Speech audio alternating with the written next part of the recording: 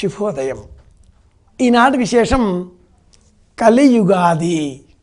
భాద్రపద మాసం, బహుళపక్షం, త్రయోదశి తిథి. ఈ రోజున కలియుగం ప్రారంభమైంది అని మన పంచాంగాలు వర్ణిస్తున్నాయి. 5117 సంవత్సరాలకు పూర్వం ఈ రోజున కలి ప్రవేశించింది అని వర్ణిస్తున్నాయి మన పంచాంగాలు. తిథి త్రయోదశి. కృష్ణ పరమాత్ముడికి 32 సంవత్సరాలు. అప్పటికి కృష్ణ పరమాత్ముడు నిర్యాణం చెందిన తర్వాత 32 సంవత్సరాలకి ఈ కలియుగం ప్రారంభమైంది. కృష్ణ పరమాత్ముడు దేహత్యాగం చేశాడా? ఆ దేహం ఒక ఆటవికుడికి లభించింది. పూరి జగన్నాథ క్షేత్రంలో నేటికి అర్చనలు దారు రూపంలో కృష్ణ పరమాత్ముడు స్వీకరిస్తున్నాడు. కృష్ణ పరమాత్ముడు ఈ దేశం పైన, ఈ దేహం పైన, ఈ భూమి పైన నడిచాడు, దేహం ధరించాడు, ఈ దేశమంతా నడిచాడు అనడానికి సజీవ సాక్ష్యాలుగా, తార్కాణాలుగా మనకు ద్వారక శిథిరాలు కూడా సముద్ర గర్భంలో లభిస్తున్నాయి. ప్రపంచంలో విశ్వాసం లేనటువంటి వాళ్ళు లక్షలాది మంది ఉండవచ్చునుగాక, కోట్లాది మంది విశ్వసించేటటువంటి వాళ్ళు ఉన్నారు. ఆ విశ్వాసం మీదనే అన్నీ ఆధారపడి ఉన్నాయి. ఈ కలియుగంలో కలిపురుషుని చేత ప్రపంచమంతా కూడా అతలాకుతలమై పీడింపబడుతూ ధర్మం భ్రష్టత్వాన్ని చెందే విధంగా మనలను ప్రేరేపిస్తూ ఉంటుంది. అధర్మమే ధర్మంగా భ్రమింపజేస్తూ ఉంటుంది. 4 పాదాలపైన ఉండవలసిన ధర్మం ఏ పాదము లేకుండా పోయేటటువంటి 4వ యుగం కలియుగం కనుక ఈ యుగధర్మాన్ని అనుసరించి మనం ఆలోచనలలో కూడా కొంత పాపభావనలను కలిగి ఉంటాం. మరి ఇందులో నుంచి ఎలా బయటకు రావాలి అంటే ఒకటే ఒక మార్గం. శ్రీరామ రామ రామేతి రమే రామే మనోరమే సహస్రనామ తత్తుల్యం రామనామవరాననే ఇది షోడశ నామాని కలికల్మషనాశని మహాదేవ మహాదేవ మహాదేవదయానిధే. కలికల్మషములను నశింపజేసేటటువంటి పరమమైన, రమ్యమైన, రమణీయమైన మంత్రం రామనామం.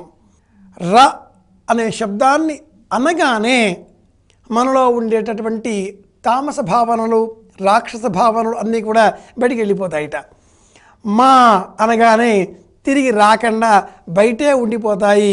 మనం పవిత్రవంతమైన దేహాన్ని, మనస్సును కలిగిన వాళ్ళం అవుతాం అని కూడా సంప్రదాయం చెబుతుంది. కృష్ణ అందులో రకారమే ఉంది. క పక్కన వట్రుసుడి, అలాగే రా తెలిసిందే రా శబ్దం.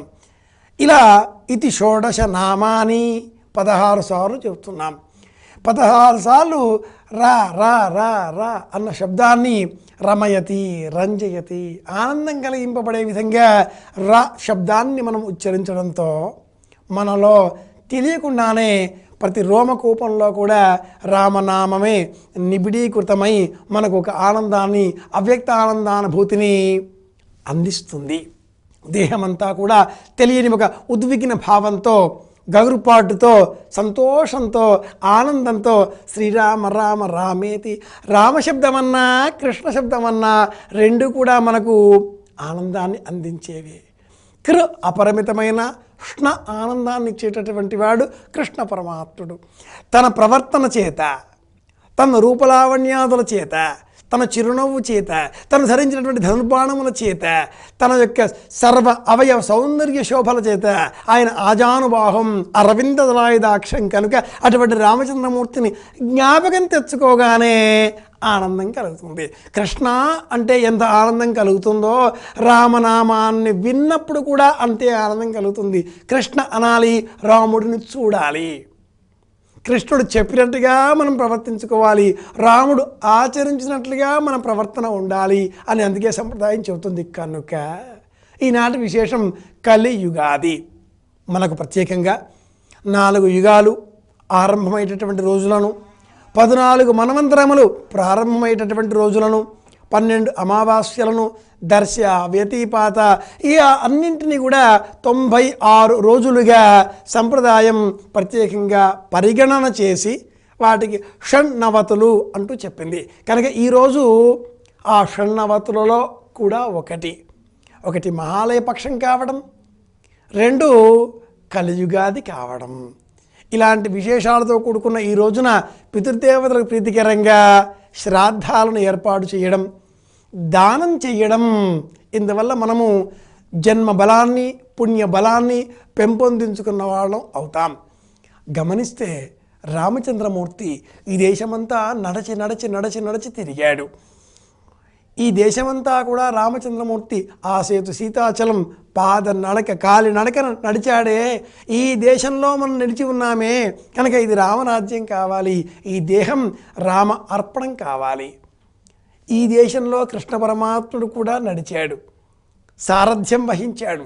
మనస్సును ఎలా ఉగ్గబట్టుకోవాలో, ఎలా చిక్కబట్టుకోవాలో, ఎలా కలుషాది ధర్మములకు లొంగకుండా ఎలా నిలవరించుకోవాలో తన దేహం తాను విడిచిన తర్వాత కూడా 32 సంవత్సరాల వరకు ఈ కలిధర్మాన్ని తన ధర్మ వ్యాప్తి కాకుండా నిరోధించగలిగిన మహానుభావుడు దైవం కృష్ణ పరమాత్ముడు. కనుక ఆ స్వామిని జ్ఞాపకం తెచ్చుకుంటూ ఈ కలియుగ ప్రారంభం, కలియుగాది, రామనామస్మరణ, కృష్ణనామస్మరణ ఈ రెండు కూడా మనకు శ్రేయోదాయకములుగా ఉన్నవి.